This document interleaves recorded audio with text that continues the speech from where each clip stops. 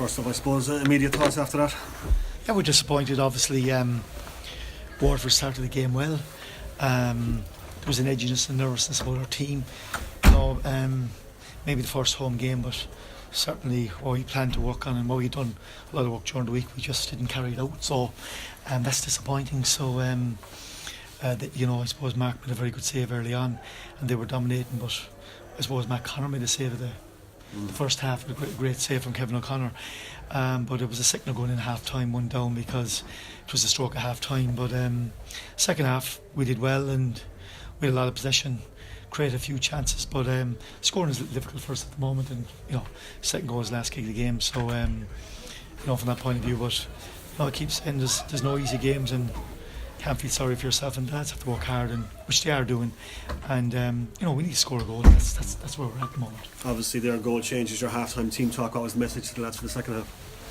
The message was sort of try and tear into the game and get the ball wide, and and obviously Darrell O'Connor done much better in the second half, and James Tilley had done well, but Liam Nash came on and he had actually probably one good chance, and the second one where he possibly could have put in Tilley, but difficult because they haven't played games in a while, and from our point of view it's people can see that we've created a few chances but we haven't scored, and that's frustrating, but we have to move on to Monday night. There's no easy days. Bastian Heary, obviously very influential in the first half, was bringing Cumberford on for the second half, tried to contract that. It was really, because Bastian played really, really well, and we all know he's a superb player, and we found it difficult to get grips with him or get close to him today, and it was frustrating just on half time, because I felt that we had done that maybe 10-15 minutes before half time. We got a grip of him, and it's just frustrating that we backed off, and there was a few mistakes made, but look, that's the way it goes at this stage. It's up to Sligo on Monday, another huge game, and the lads just, as I keep saying, can't feel sorry for yourself. You have to bounce back, and that's where we're at the moment. And obviously with so many new players in, it's going to take a while from the gel, I guess. Well, it's difficult because look at your team, and McCarthy, McLaughlin, Hurley, Casey coming in, you Darrell Connor, you've young James Tilley, they're all guys 20, 21, and you come, big house, like full house, and or big crowd. There's a bit of pressure on, and that's the test of. And these guys will do great. And they're smashing lads, and and they're working hard. But it's one thing in training, working. When there's no pressure on you, it's a different thing out there. But look, I keep saying again, no different than last week. They're leaving everything on the pitch, doing their best. Can't score a goal at the moment. Frustrating, but you just move on. You have to work on these things. John, what would you put the slow start on to? You started kind of slow against Dundalk as well, and kind of a nervy, kind of slow start again tonight. I suppose, to be honest with you, Trevor, at the end of the day, a lot of players wouldn't have played in this type of atmosphere, and are probably, I suppose, a bit edgy, and obviously players sometimes get nervous and edgy, and you can't allow for that, because preparation during the week were quite good and everyone knew what their jobs were, but we didn't pass and move it quickly and stuff that we'd done, and that's the way it is, and you have to live the experience, and you have to be in these situations to get the experience and know-how, and hopefully it's stand to our lads. What's the dressing room like there now, John, tonight, like in terms of like how hard it would be to lift the spirits with the start you've had, like, and build confidence? Well, it's not about spirit, like every team that we've always had show passion and commitment. There's no one ducking the responsibilities. They're all working very hard, but at the same time, did we do enough tonight? We didn't. We haven't scored in the last 2 weeks. People are saying that. We know that, and that's frustrating. But it's not from the want of working at training. It's not from the guys working hard at training and trying to finish. But at the moment, it's, as I said, Dan Connor made a great save in the first half. We had a couple of chances second half, and it's not going that way. But there's no easy games. There's no hiding place, and you have to stand up and be counting. It will stand us in good stead, and there's no doubt we'll turn it around. It's just frustrating at the moment. Yeah, and a tough place to go to on Monday, John. Sligo. Yeah, but every game is tough. When we won the league years and years ago, every game was tough, and so that's just the way it is. And I didn't hear any other results, but teams are taking points off each other, and that's the way it is. But from our point of view, we have to get back ourselves and try and get. There's no doubt if we win, confidence will come back, particularly with the young team, and that's it really.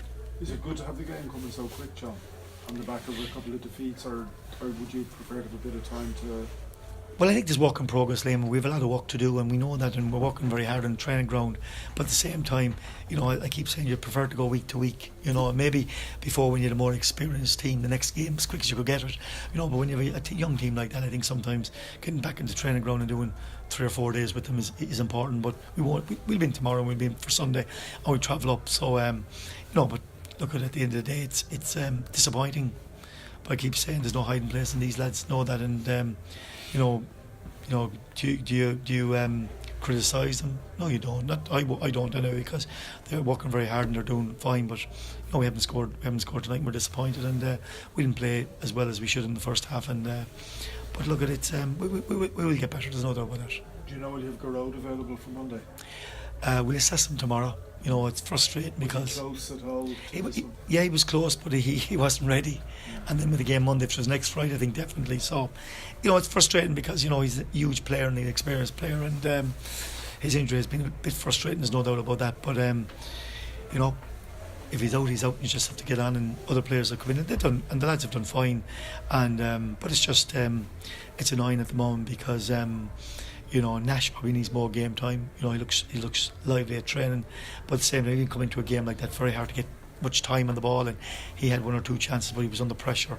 So that's just the way it is at the moment, and we move on to Monday night.